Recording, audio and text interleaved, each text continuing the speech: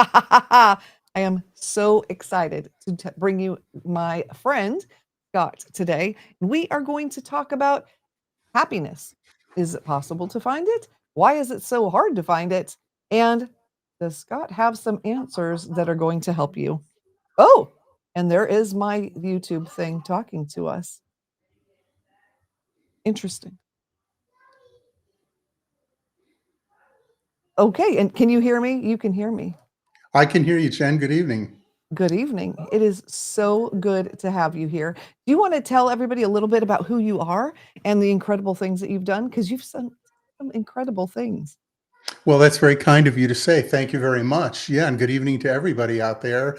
I began my career as a first responder, EMS, thought that would be my life. And after getting shot at enough times and stabbed once, I said there had to be a better life for me. So from there, I joined corporate America, and those were truly the good old days of corporate America. Some people might be a little uncomfortable hearing that right now and be kind of like, really? Really was. Those were the days when you could get actually mentorship and coaching and all those good things, and people wanted the best for you. Obviously, over time, in so many cases, things changed. But I enjoyed my career there, did really well for myself, again, thanks to a lot of support. But I had a yearning for my own business, but family business was something calling me. And that was because my mom and dad had a family business, continued to work together even for a minute after their divorce. And I decided to go work for other family businesses to see how they did it and learn their dysfunction. And from there, my wife and I launched our first one. Together, we built 7 totally different businesses in 7 sectors and industries over 40 years. And before we exited the last one in 2022, she happily retired. I continue on with business number 8. In addition to that, I'm a former Division I college soccer coach, former syndicated business radio talk show host. And last but not least, I have been a part of over 70 nonprofit organizations in the course of my lifetime and still volunteering today. That is so amazing. I can't even with that. And I think it's really neat that you worked with your wife too. Dave and I worked together, but a lot of people find it hard to do that. What do you think you did that made it easier? We stayed in our respective lanes. I mean, we knew what each other was doing all the time, but in all of our business, she was more on the administrative side, accounting, HR, that sort of thing, and I was more operational, sales, and that end of the business, if you will.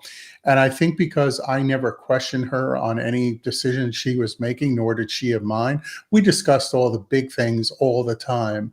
But when it came to the day to day, it wasn't, well, I think you should be doing this way or that way. It was respecting each other to know and have enough trust in each other that we could each respectively do our job and continue to move forward in the business. Yeah, I think that is really smart. That is something I struggle with. So I can definitely appreciate that that would be helpful.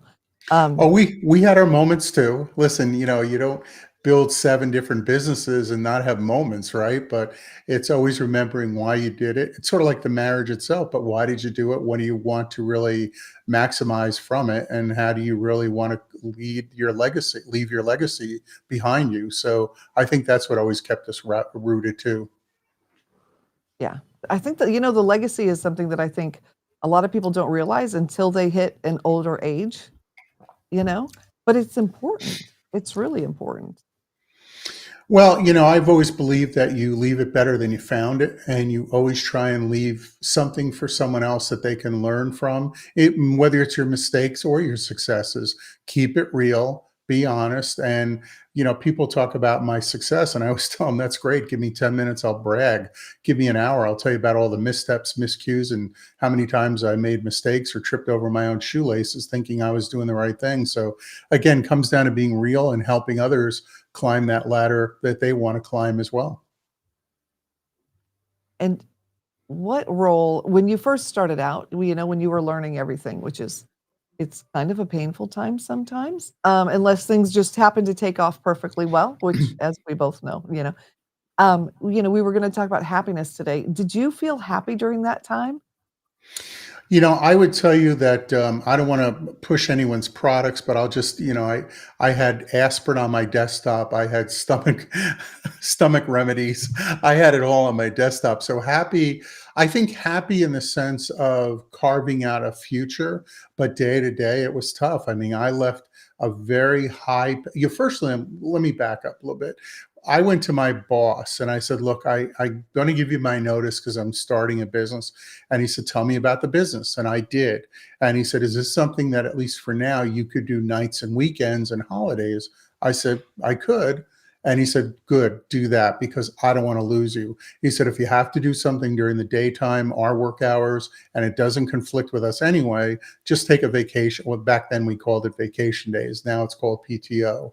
And that was a great start for me. But once that cord was cut, it was scary, especially having at that point a newborn at home. My wife was, even though we were working together, she was a stay-at-home mom, and it was really scary. So happy was in the distance. We knew happy was a destination. It's sort of like being on the boat and you see the island. You know it's there. You know you're going to get there, but you're not quite there yet.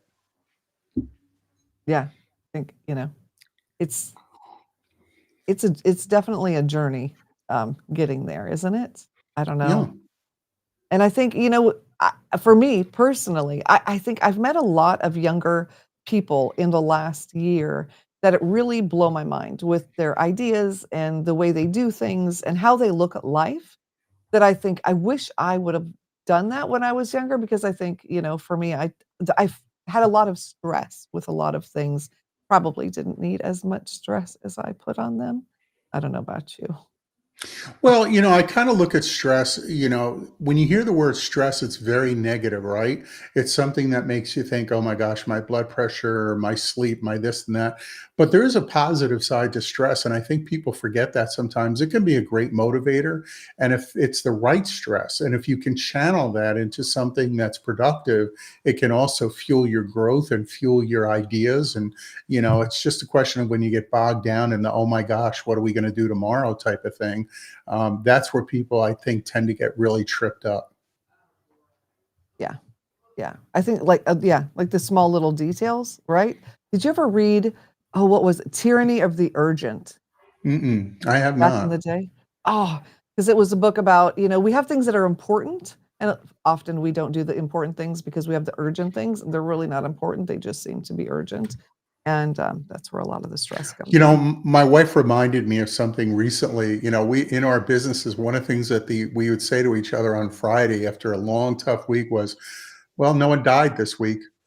you know, and it's just something so, so silly and so whatever. But, we were in some really tough industries. The last one was cybersecurity and IT, and that's a huge responsibility. Fortunately, we had a great team, but, at the end of the day, it fell on us. And, nobody died. So, let's enjoy the weekend as much as we can because, on Monday we come back and slay the dragon all over again.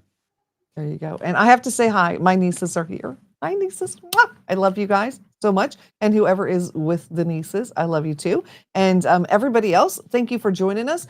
And we're going to be talking about happiness, and is it attainable? Is it possible to be happy? For some people, it's a real struggle. And Scott's got some really good advice for us. We're all going to be talking about some interesting things. And let's see, David Hardy sent floating heart. Oh, you sent a floating heart. That is so cool. And Dave is asking, what is the name of your business and what do you do? So the name of my business, and this is kind of a change for me. I've never named the business after myself. It's Gingold Advisors. Anyone that sees me on camera can see my hashtag, which is I'm pretty famous for. But it's Gingold Advisors, and I am basically a business troubleshooter and fixer. So the difference between myself and you hear the term coach consultant all the time is I'm a no frills, no. I get in there and do my job. Usually 9 out of 10 times when I'm called into an assignment, it's because the company's either flat in revenue or they're missing the expectations they set for themselves or they're declining. So I come in, I do my work, I do it quickly, efficiently, not a lot of fanfare. I know no one has the time for unlimited, focus on why was the wheel invented? They want to get the wheel moving now. They want it to go faster and more efficiently. So that's what I do. And I'm very selective on who I work with. I appreciate Dave's question. And I think, people ask me all the time, well, what are your criteria? First, you have to acknowledge you have a problem. Second, you have to be willing to say, I'm open to change. You're willing to do the homework I give you, and you're a good person. If you don't answer those four right, we're not going to do business together.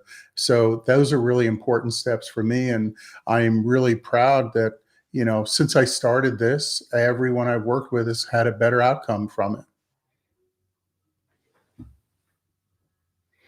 That's amazing.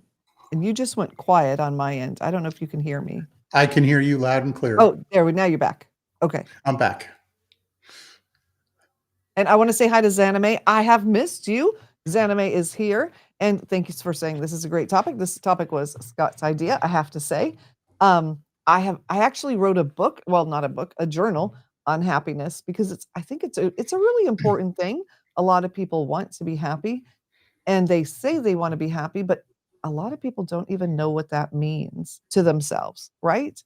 And if you don't know what's going to make you happy, then you're not going to be happy, right? So, um, so my journal is every month there's a prompt to kind of get you thinking about what is it that you want, and a few of the months are what can you get rid of in your life that is making you unhappy. So I think that's part of it too. And for me, I'm 57. I just learned about boundaries last year, Scott. Can I tell you how much happier I am with boundaries? They are something that makes me happy.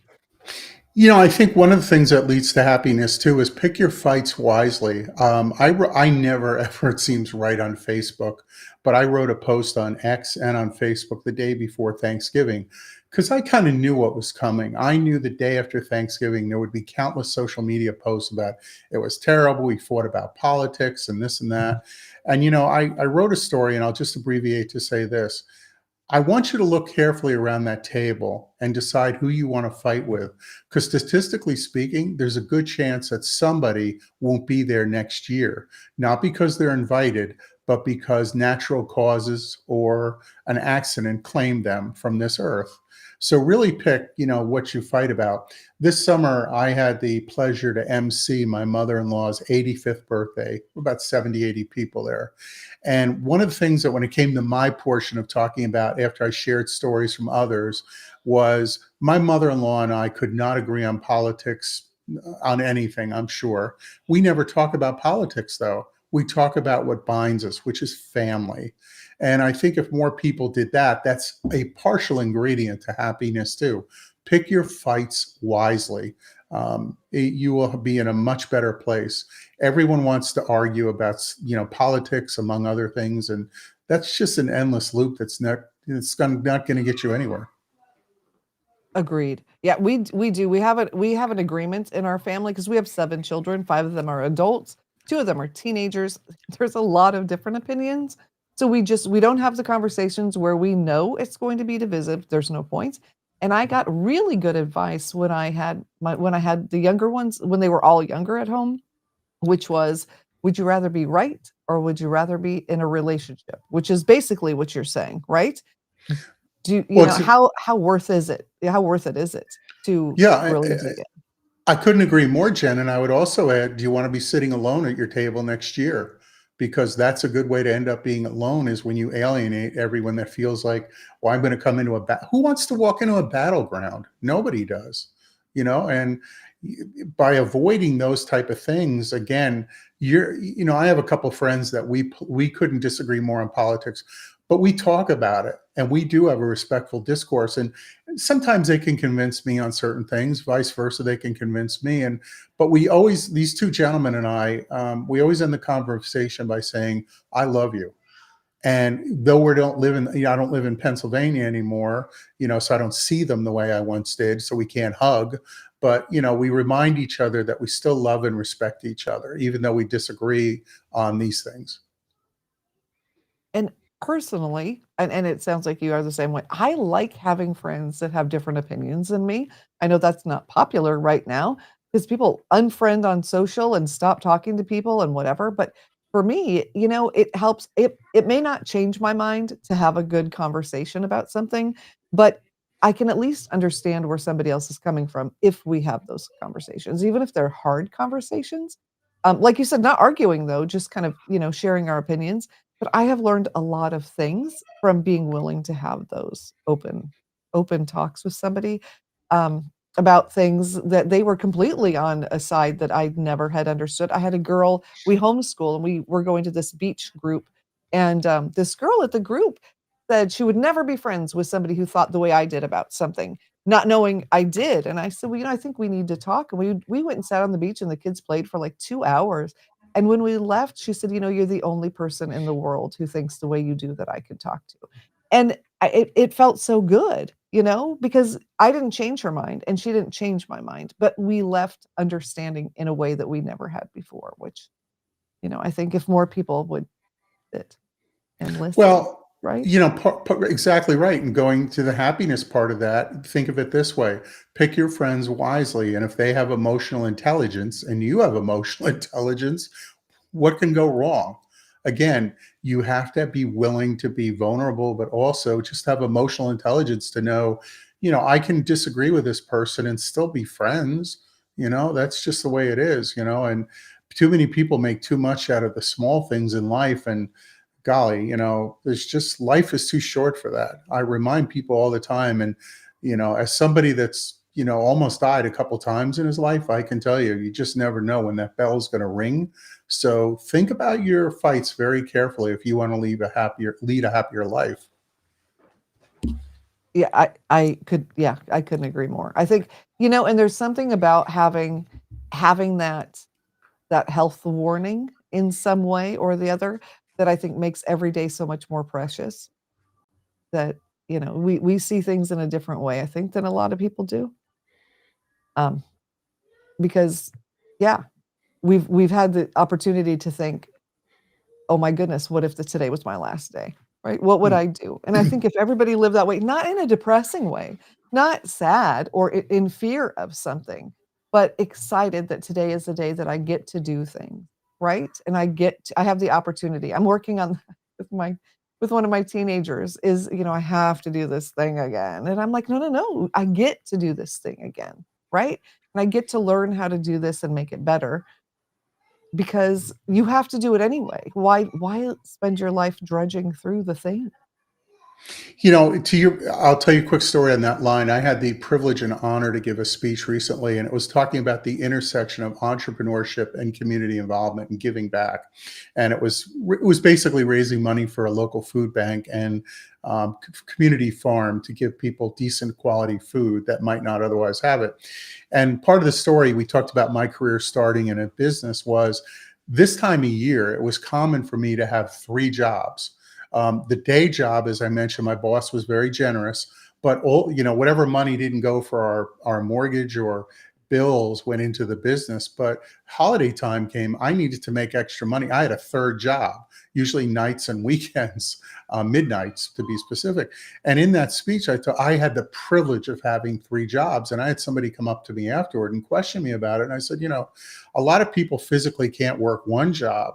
They can't, or they don't have the transportation to get to a job. I had the privilege of being able to work 3 jobs to be able to afford holiday gifts, Christmas or whatever, for my family. And I think it's just a question of, again, circling always back to happiness, is that recognizing what you do have versus carping on what you don't. I have, every time I onboard a client, I'm thinking about 2 in mind. One, it's a total of 5 employees. And then I have another client, that's the owner. And then another client, they're a little over 300 employees. And it's a C-level person. And they talk about things like, well, I want to be more financially successful. But what does that mean at the end of the day? What exactly are you lacking right now that you are trying to get to that's going to make you happier? I'm not saying it's a bad thing. I just want to understand what that thing is. Right. Because everything we do has a reason, even if people Mhm. don't feel like they can articulate it.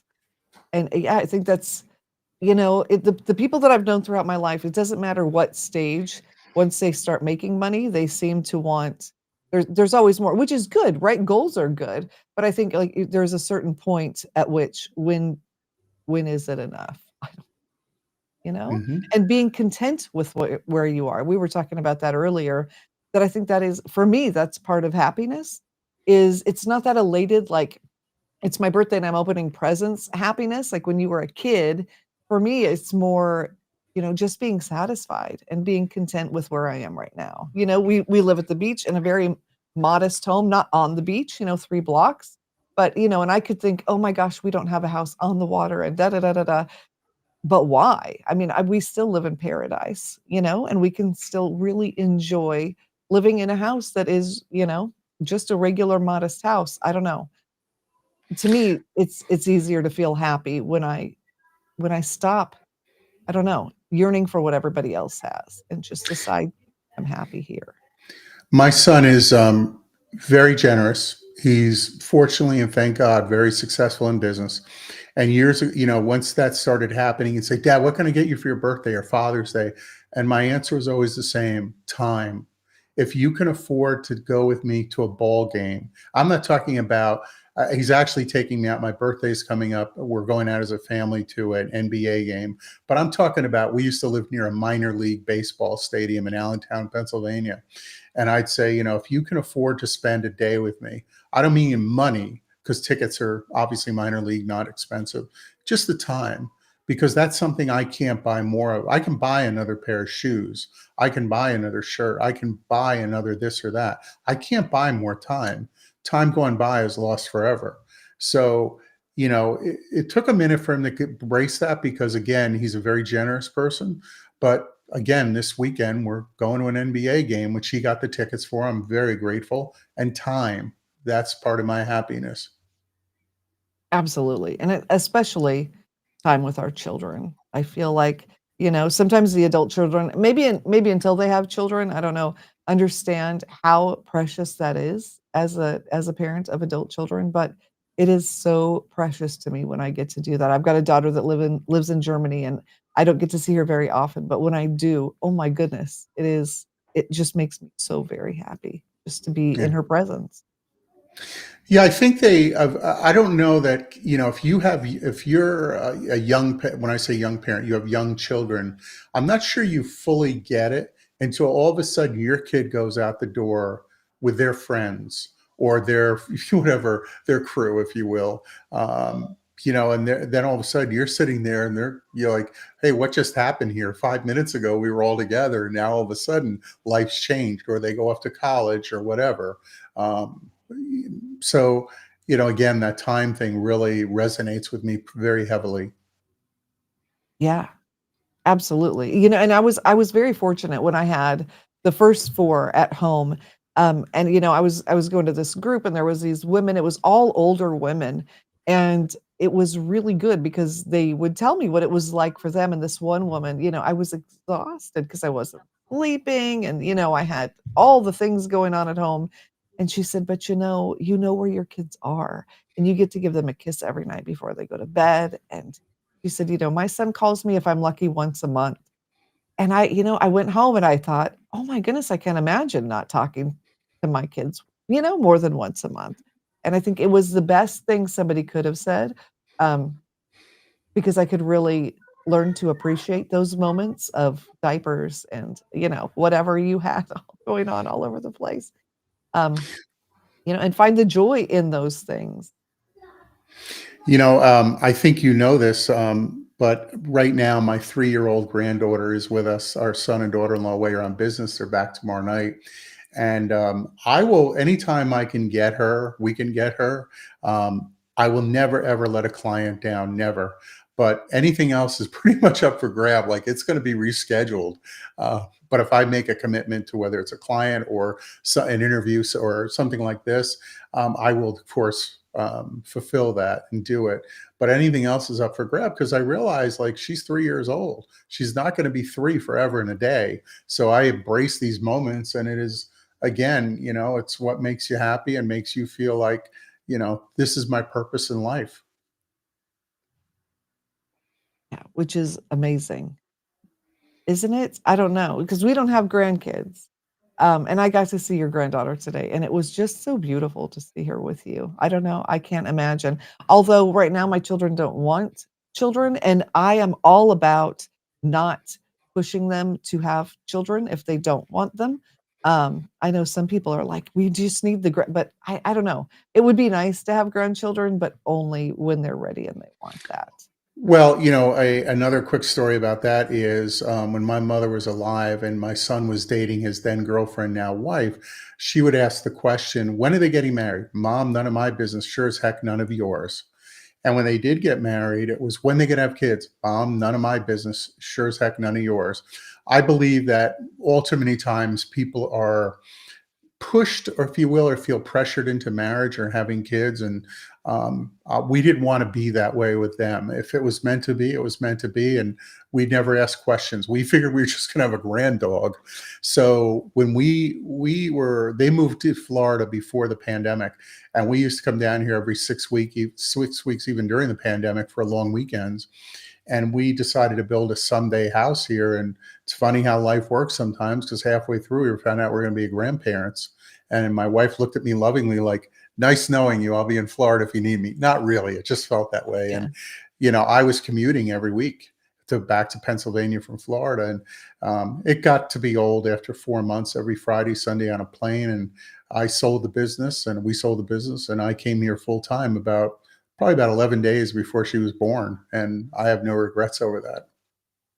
That is incredible. Yeah. It's hard when you're spread out from everybody. It's really hard. Well, I would tell you that my first 6 months here were very difficult. My granddaughter doesn't know this because she's too young, but she really saved me. And I'll tell you, this is going to sound egotistical. So, Jen, forgive me, in the audience, please forgive me. I came from a place where everyone knew me. I walked into a restaurant, I walked in, somebody knew me. I was always in media, I was this and that. Now I come and I'm nobody here. And I was like, what did I just do to my life? Because I had 30 years in an area where, built up all these friendships and everything else. And then every time I looked at her, I knew that somebody above had a better plan for me, or the right plan for me. And I never questioned it. So she doesn't know it, but she definitely saved me that first 6 months. That's all. Yeah, it's hard, isn't it? We did that. We left LA because that's where I was raised when I was 30 with the kids. I went to Nashville just to not raise them in LA at the time. And we didn't know anybody. And then when we came here to Florida, we didn't know anybody. And it's a jump. It's a real jump, especially when you have children. Well, you didn't have children at the time, like young children, so that was good. We had younger children. It is interesting, but I think sometimes you just need to. But here you were moving for them. Hmm. But yeah, whenever it's hard, especially if you're in your situation where everybody knows you everywhere you go, and then, yeah, you don't have that. That had to be tough. It was, but again, always remembered why I did it, and I no regrets over doing it. Yeah. I've since built a community here in Orlando, and made a lot of friends and made a lot of colleagues and connections here. But again, that first move, you kind of scratch your head and go, was I right? But I wouldn't have traded this. I wouldn't trade the time for anything in the world. It's the best, and being able to have her pop in here and spend time with us, it's the best. Yeah, and Zanime said, yeah, that's why she has her mom living with her, and she loves it. Yeah, and then Team Florida, there we go. Yeah, there's a lot of creators here in Florida. It is amazing how many people there are.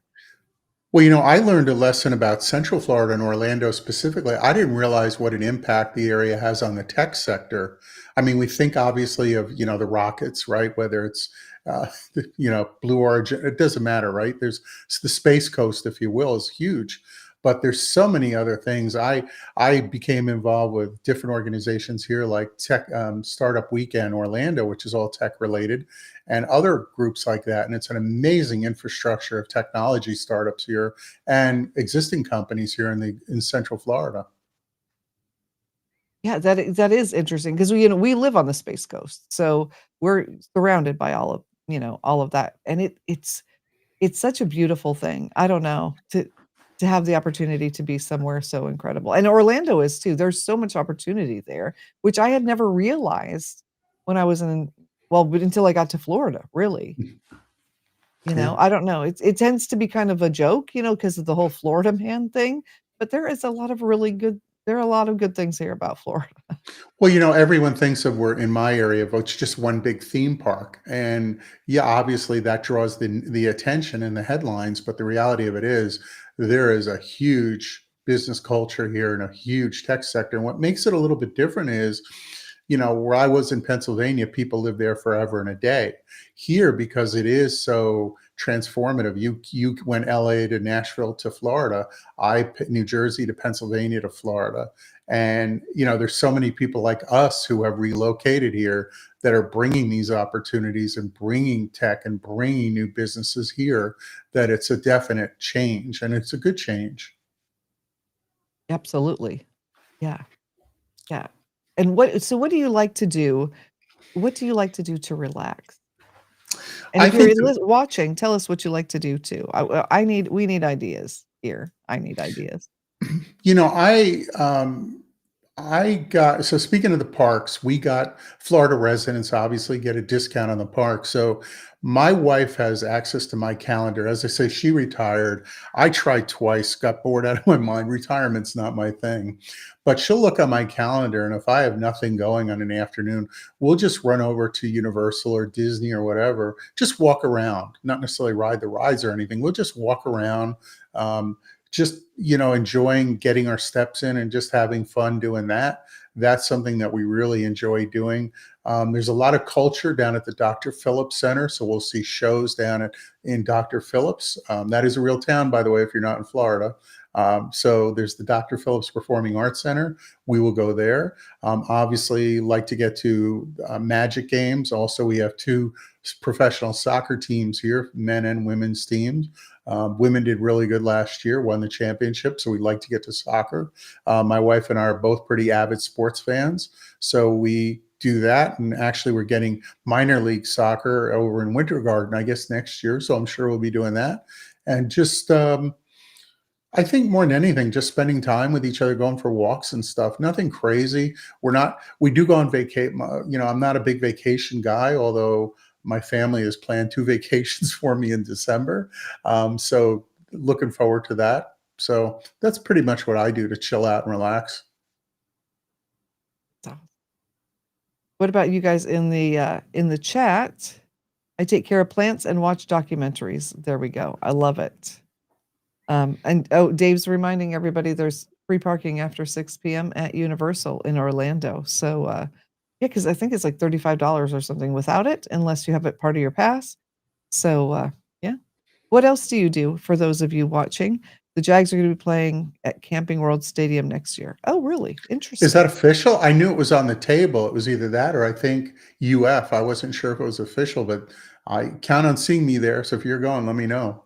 Even though I'm a Jets fan. So I'm not really a sports fan.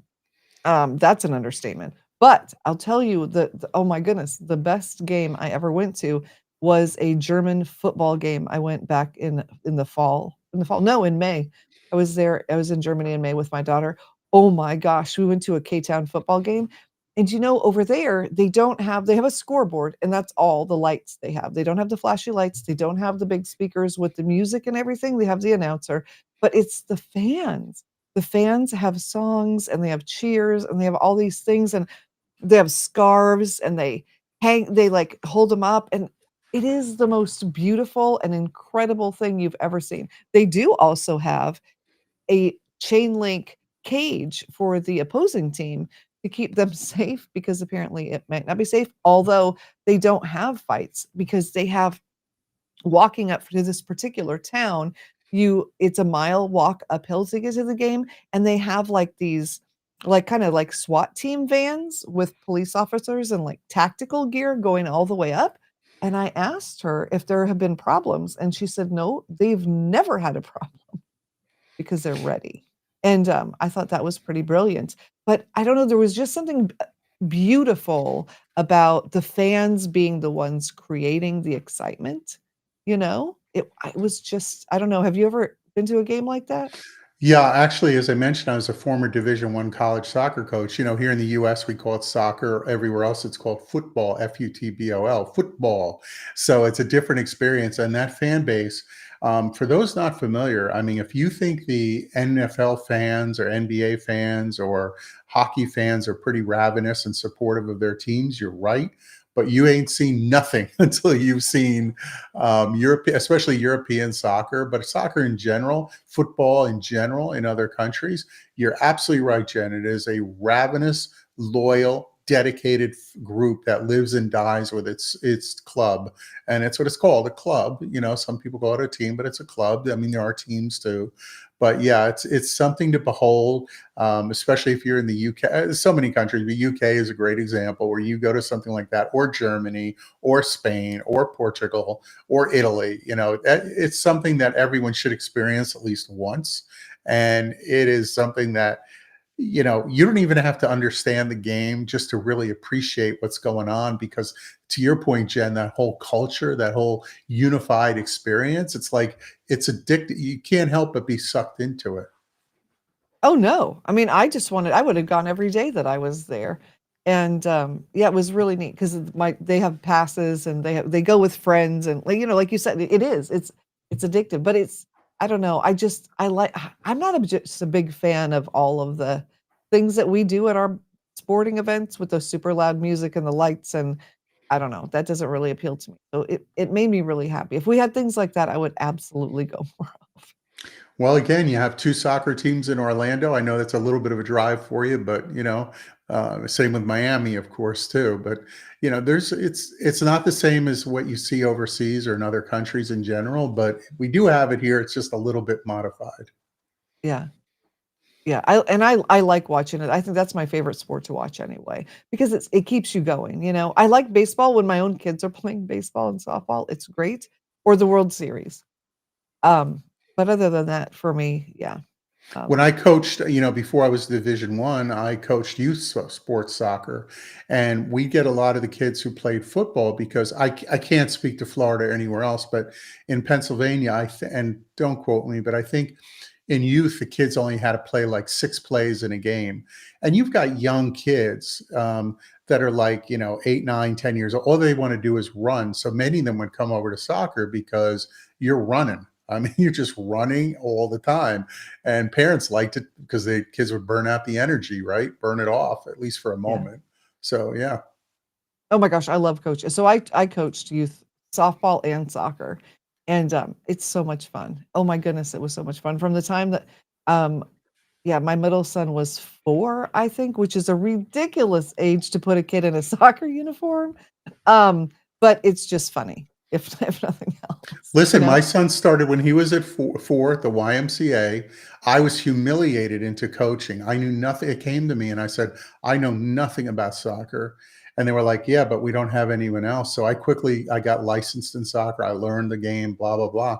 But people would say to me, what are your goals? I'd say, well, first of all, if I can get them all going in the same direction, that's a Oh my win. gosh, that is exactly it, you know? And my son liked to, pick the grass and watch the butterflies and, just to get them not hit on the side of the head with a ball when it's Right. coming by, And if I could keep them out of the porta potty, that was another win. And right? last, but if I could teach them when they came back from halftime, when they had the oranges, not to come back sticky, that was Oh, another good. yes, well, sticky's a given, or kick the ball into the wrong goal because at that Yeah. age, you're aiming for something, you don't Or care. get mad, pick up the ball and run with it because you're going to take the ball and go home. So Yeah, yeah. yeah.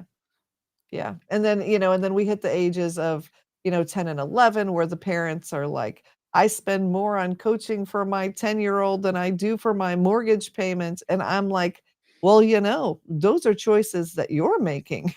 Maybe they're not the best ones for you if you're gonna get this agitated." Well, Um, listen, you know, everyone thinks their child is going to be the next, great star in that particular sport. And we all know the percentages of the kids that are actually going to make it. And it's incredibly small, no matter what the sport is, by the way. it is, and I think, I mean, I'm all for pushing them to succeed and have goals, and I think that's great, but also, we knew a child that had knee surgery at 11 because she was a catcher, and, I just think, that's not going to help her later, wearing her out at such a young age. So, moderation My son for got sure. Osgood Schlatters when he was about 11, I think. That he grew 6 inches in a year, and the doctor's like, "Well, he could probably play through." I said, my kid's at best a mid-pack player, so we don't have any expectations of him being recruited by a D1, much less a D3 school.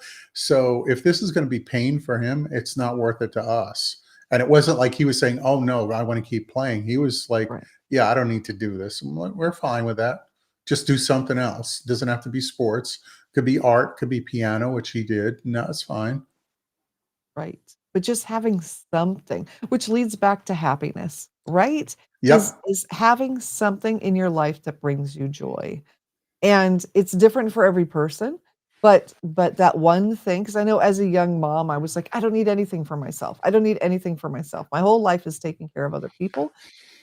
But I would still take some time for me because you have to, you just have to do that and do some sort I hate, self-care. I feel like it's a word that's so overused, but some sort of self-care.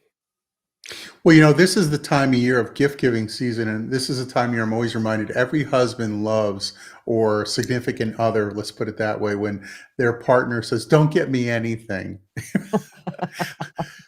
Yeah, That's like the trap door you don't want to be standing on. So yeah, self-care, I get the point, but it's also a reminder that, that still you have to be good to your partner. Because if not, many times our partners will not be good to themselves because they're taking care of other people and usually they ignore themselves. So I agree with you wholeheartedly. And that happiness thing, that all I always feel like if I can make other people happy, I'm really making myself happy. It's just a disguise. It's just really like my intentions are good, my intentions are right, but the side benefit out of this is I'm making myself happy too. exactly. Exactly. So I have 2 points to what you said. Number 1, if she says, "Don't get me anything," don't listen to that. That's the one thing that she says you don't listen to. Get her something. Dave and I did that, and I genuinely meant it when I said it, but I was so sad. On the whatever holiday it was, I was beside myself. And so even though I did mean it when I said, "She's gonna change her mind. Don't. Just get her something. Be nice." Um, and number 2, I think when it comes to doing things for yourself, there's a lot of people that don't feel worthy of having something for themselves, and I think that has a lot to do with the lack of happiness too, because if you don't feel that you're worth taking the time or the effort or the money or whatever for, you're not gonna do that, and it's gonna really make it hard. Listen, I think you hit on a really big point on both those situations, and I'll take the latter first to say this. You don't need a lot of money to be happy. You don't need much, if any, really, to be happy. You can go to the library and just interact with other people, and that doesn't cost you anything. Library cards, I can't speak for everywhere, but most places they're free.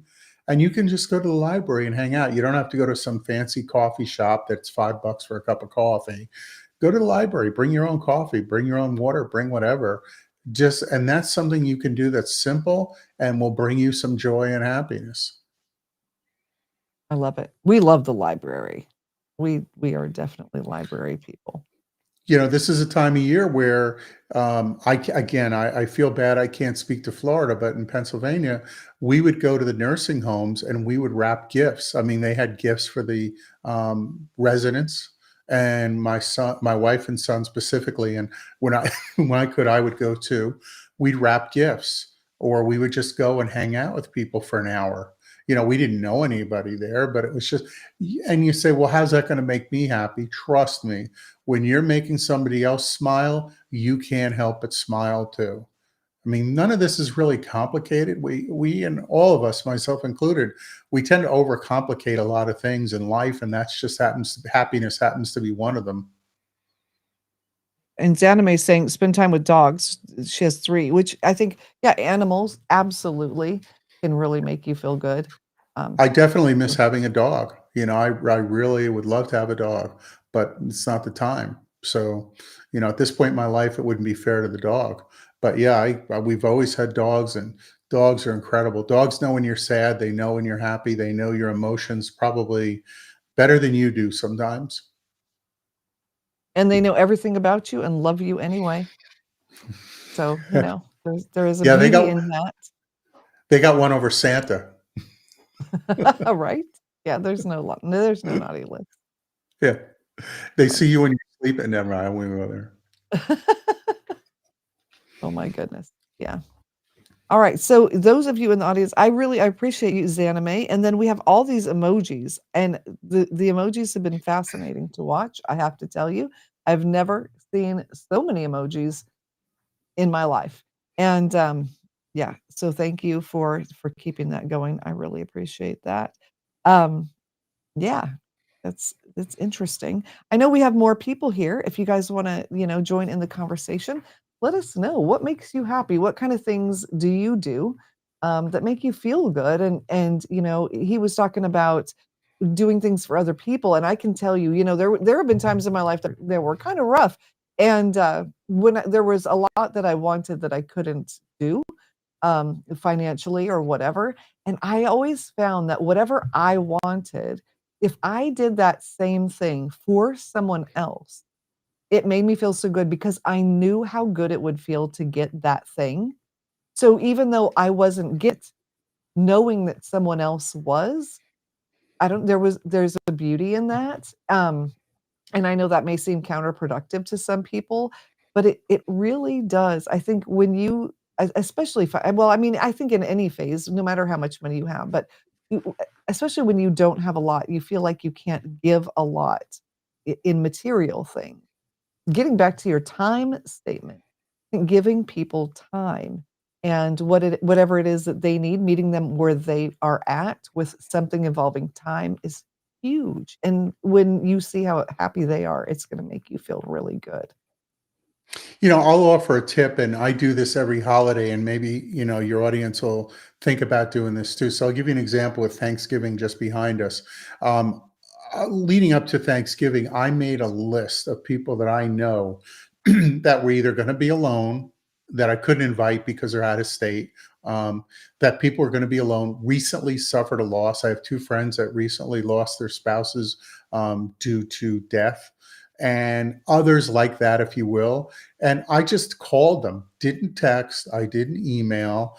I called them on Thanksgiving morning. I think I had about 14 or so, something like that. I don't remember exactly, but just to say, hey, I just thinking about you. Just wanted to say, I hope you're having a good day. I know this is, maybe not the exact Thanksgiving you were hoping for, but I was thinking about you, and I hope that you know that I care about you, as do many other people.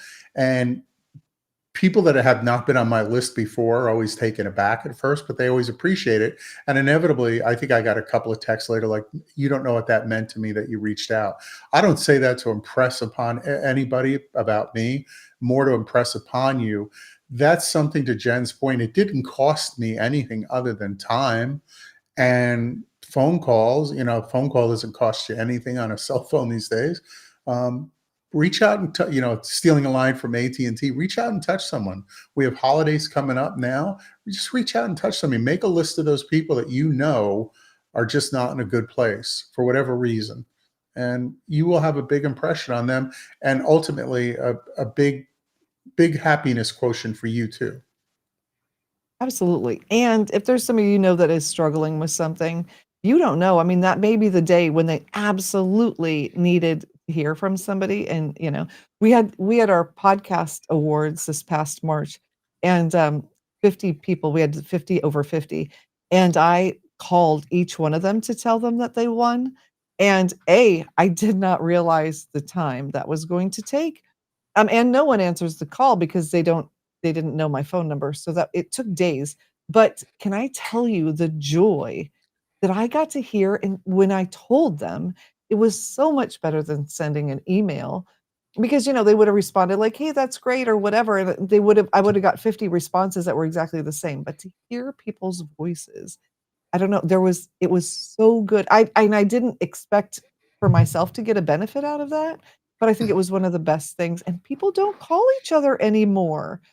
So, anybody that you can call, it's gonna make them feel good, I think. Also, Yeah. Zenime is giving lots of things. Let me read them real quick. Grow something. Plants are the best gifts. Write a note how to take care of the plants and make a plant for them. I like that. Make sure that they know how to take care of it. And she says, go to a local market to see all of the crafters and get some soap as a gift. Make the crafters happy, and giving a homemade gift is a little more special. Oh my gosh. So that totally, yeah, because then you're making two people happy. Yeah, for sure. Speaking of markets, another thing you can do, and this seems very simple. I can't speak to all your listeners' markets where they grocery shop, but in the ones I go to, everyone wears a name tag with their name on. And I will specifically say to the person, whether it's the person bagging, whether it's the person working the register, stocking an aisle, I'll catch the name on their name tag and I'll just say, "Hey, George," or whatever their name might happen to be. How are you? How's your day going? And you can see them just light up. Again, that doesn't cost you anything, but it also is, it's something that makes you feel good. And if you believe in karma, I think that's a real good karma win for you too. Absolutely. And, people at the drive-through, can I tell you, they get yelled at all day long. And if you just compliment something, genuine compliments, though not fake compliments, those people can see right through. But just tell them something nice at the drive. They don't get that a lot. And it No, does not at make them all. feel really good. We did a thing and a few Christmases in a row, which we hadn't done, and I just got some things on Amazon. We get Vine stuff, and so we got these little, let's talk it's a taco, and it's like, "Let's talk about how special you are," or whatever, and, a pen and a key ring and a little gift bag to put in, and we got a set of 50. We're gonna go and give them out just to random people, at the grocery store, they're serving us, right, in some form or fashion, and just let them know how much we appreciate them, just in little ways. Because I think, we're talking about happy and, giving people just a little bit of happiness because they say happiness comes from within, and it does. But I think we can also help people along that journey by doing just little things. Well, I'll give you a dumb analogy, and that is the car drives you where you're going to go, but you still have to start the car. So you have a part to play in it, right? So Right. I agree with you wholeheartedly. And, just be the person that starts that engine, if you will. Exactly. And if something really makes you mad and you need to, complain about it, complain nicely. But which leads me to something else, totally off the topic. But I was reading this thing a couple of years ago, and ever since then I've talked to several people about it, and it's really an issue, which is when people, we leave reviews, right? Like, we're Vine people, we get free things and we leave reviews on Amazon, and that's great. But did you know that a big influencer can actually close down a small company just by leaving a review and telling their audience about it? It's awful. And so, we have to be careful as we're we're doing things like that because you wanna be honest, but at the same time, if you're having a bad day and you say something really horrible, you can literally shut a business down, which just I had no idea, but apparently it's happened more than you would think. Oh, it definitely does. Back when the dinosaurs still roamed the planet, the critic from the New York Times would write a review about a Broadway play, and if it wasn't good, that play generally closed down immediately. Restaurants, the restaurant reviewer came in, and boom, the restaurant could be out of business. Now that is either been replaced and or supplemented by average, everyday people like myself and others who get on various review sites and say, and what's happening is it could be their competitors. It might not even be a real review. I Yeah. happen to know of a couple of different restaurants that were closed down due to reviews. And I knew one or two of those restaurants personally, and it was really unfair. I happen to believe the whole data was skewed, but can't prove it, but I think it was. Yeah.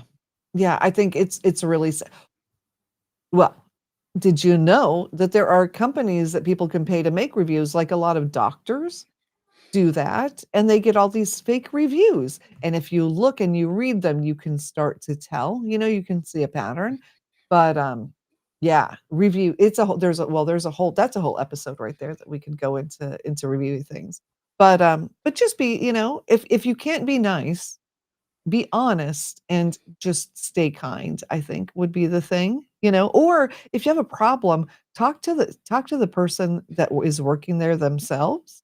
Um, you know, I know there's a whole Karen thing with talk to the manager, but if you're really that upset, see if you can work it out before you go online and just massacre them, I think, in the call.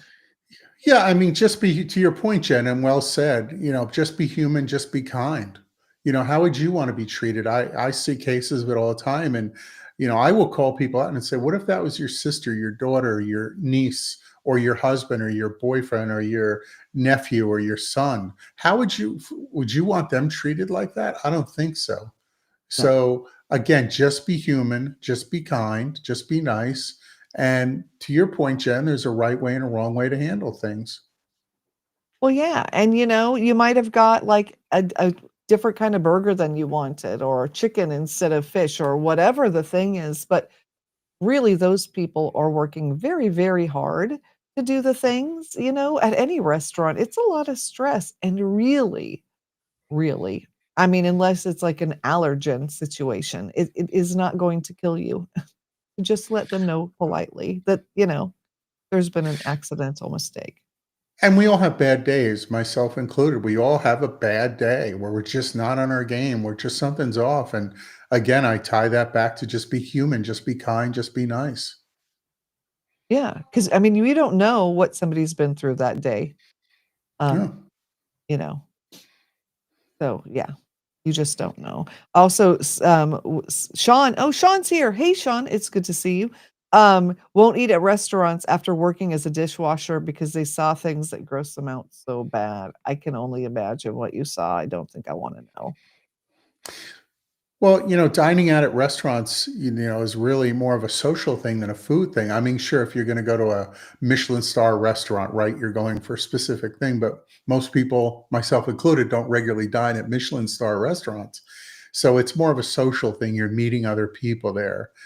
You're getting together from work with your work friends or something like that. So, yeah, I like making my own coffee at home, and I like throwing stuff on the grill myself. I do eat out a fair amount because I travel for business, but by and large, if I have my choice, I'm eating here at home. Yeah, yeah. I think, yeah, it's definitely a social thing and just kinda, you know, a getting out of the house thing for us. But yeah, we're not really Michelin people either, you know? I think, well, when you have so many children, that's basically off the table unless you're at a certain level. But also not as fun to bring kids to places like that. But yeah, for us but I yeah, I'm sorry, Sean. And also, Sean, I don't know what that comment was about, but we had to delete it. So, you know, yeah. So, There is a positive, by the way, to eating out, going back to happiness for a moment, and that is there's a site out there, we all know which one it is, where, you can meet people, meetups, if you will. And they go out, I'm aware of one that's, it's people that are alone and they go out and have a like a dinner together. And it's just a social thing with no pressure. It's not a date or anything. It's just a group of people getting to know each other. In business, we call it networking. Well, if you're not a business owner or you're not somebody that's maybe in that realm of looking to do something networking wise in your career, that's a good opportunity. And, again, I understand Sean's point about restaurants, but there are benefits to things like that too. yeah. And then he said scraping mold off cheeses are you know what, though? There are cheeses that are made that have mold all the way around the outside, and you cut it off and you eat it because it doesn't touch the cheese. I know it sounds disgusting, but it is what it is. I don't know. Listen, I've flown on enough airlines that I sit on those planes and going, I feel like I should be wrapped in bubble wrap. So I'm not saying the restaurant thing's not real, but as somebody that stayed way too many hotels and flew on way too many planes and questioned my sanity for doing that at times and seeing what I saw, yeah, I'll say it's okay. Yeah. Yeah, and okay, so Sean, I take it you're a person who dates food. So okay, so you know how long it's been in the fridge. See, in our house, there's a limit of like 2, 3 or 4 days. Like that's it. It's out. We know how long it is. So we don't even write dates on it because it doesn't last that long. Either someone eats it or we toss it. Um, but we've just got people who live here that are vigilant about that sort of thing. No science experiments in the refrigerator. What do you think, Scott? I'm kind of thinking in your case with 7, I'm sure at the nighttime before you went to bed, you looked in the refrigerator and said, we're in pretty good shape. And then in the morning, you looked in the refrigerator and said, did we get robbed? Like, what happened to my refrigerator? Oh my gosh, my oldest son would drink a gallon of milk every other day just on his own when he was growing. It's crazy how fast they go through food. And now, I mean, I'm really glad that we had the older crowd, because we have the 5 older ones and then the 2 younger ones are still at home, but I'm glad we had them when we did because food was a lot cheaper than it is now. So, nice Hmm. to just have us. So, yeah. Oh, okay, so Sean, okay. There is a lot of things that Sean does not like about food, like not checking the temperature of meat to make sure it's safe after being cooked. We could have conversations about that too. Um, yeah, make sure your meat's cooked. It's an important thing. We had neighbors. This is an interesting fact that were from Japan. Oh my gosh, Amina, I just love her so much. But in Japan, they don't always cook chicken all the way because their chicken is clean. Now, to us, that sounds very disturbing, but for them, it was no big deal, and so when they came and we had a barbecue and they made the chicken and we had to explain to them like, in the US, it's different. We definitely need to cook it all the way through. So I think sometimes it's cultural things too, Sean, how people do things, with food. Because things that we would think, you wouldn't do, somebody in another culture would definitely do it and not think twice about it. And some of the things we do as Americans are things other countries don't really agree with either, like It's sort of, eating food with our hands. or going to a steakhouse and ordering a steak well done, a 60 or $80 filet, and I'll have that well done, please. Bye, nieces. I love you. Thank you so much for joining us. Bye, And I hope nieces. that you're happy today. Oh, they're so amazing. They're so beautiful. I love them so much. It's funny. Yeah, no salmonella in their chicken. That's right, Sean. My mom was not a fan of being a grandparent, and I mean, she loved her grandkids. Don't get me wrong, but the idea in the beginning wasn't her favorite, and she ended up. It's just my brother and I had 12 grandchildren, just between the two of us. Um, yeah, so I love it because when we get everybody together, there's a whole big crowd. It makes me very happy. I love the title of husband and father and all that, but I gotta say I relish being grandpa. And actually, I don't know if you can see it, my mug says, keep calm and grandpa will fix it." So Oh, I I love I know a that. lot. When I had a grandchild, I had my male friends say to me, "Oh, you don't want to be known that." I come up with a nickname. I'm like, what? Why? Like, who am I trying to kid? At this point in Right? my life, having never knowing if I was going to be a grandparent, I embrace being grandpa. I don't hide from that. So, Yeah. yeah. Well, yeah, my friends and I were just talking about that the other day. Yeah, I feel like it's an honor title, if you get to do that. So, and like you said, like who are you? I don't know. And I get it. Some people don't want to. One of the grandparents of our children was like, absolutely, you cannot call me grandma. And okay, that's fine. Except everybody knows with the word you chose, you're still a grandma. But Mm. to each his own, and if it makes them happy, right? I mean, as long as it's not something over the top that you just can't say, then why not? Happiness is happiness. Happiness is happiness, and, yeah, and it's different things to different people. So, yeah, isn't it Yeah, and amazing? yeah, and I would say, the thing about happiness too is I don't think we touched on this yet, is you said earlier, which is very wise, everyone's happiness is different we're all individuals, right? So if we all have to define our own, but make sure when you set that target where happiness is, you know what it is. Um, I'll go back to my client work for a moment. When I do client work, I always say, they'll say, "Well, where are we going to start?" So we start on the finish line. We're standing arm in arm on the finish line. We ask ourselves questions. How did we get here? What does it mean? And what will you do at that point? And I would apply the same thing to happiness. Sometimes we wait in life to be happy. We're waiting for that big thing to happen, right? That grand gesture from somebody, or that big promotion, or that crushing, that positive explosion in a good way in our business, that's going to make us happy. And to me, that's always been a sugar high effect it wears off. So I would really encourage people, write down what is it that's going to really make you happy, sustain that happiness. What is it that it will make you happy today on Tuesday, but still be happy about next Thursday? And make those as your marker. Draw a line in the sand with those. Be willing to add to the list, be willing to change the list, sure, but understand what is happy for you. It's not just a one thing, it's not just a temporary thing, it's a long-term list. So identify it, memorialize it either in paper or electronically, and shoot for that.